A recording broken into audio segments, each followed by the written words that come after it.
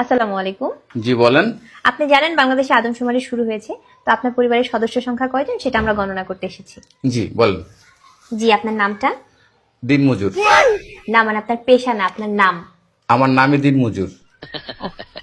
আপনি কি বিবাহিত? জি। কয় বছর হচ্ছে বিয়ে করেছেন? 1 বছর। আপনার কি বাচ্চা আছে? জি 2 জন। মানে আমি 2 বিয়ে করেছি। ও আচ্ছা। আপনার স্ত্রীর নাম? ছোট জন না বড় জন? বড়জন? কেয়ামত। কিয়ামত।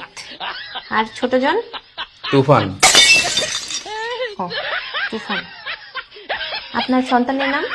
ছোট জন একটা না বড় জন একটা? কিয়ামত জনেরটা? ঝড়। ঝড়। আর তুফানেরটা? সিডর। সিডর। জি, আপনার মূল্যবান সময় দেওয়ার জন্য আপনাকে ধন্যবাদ। আর লাগবে না?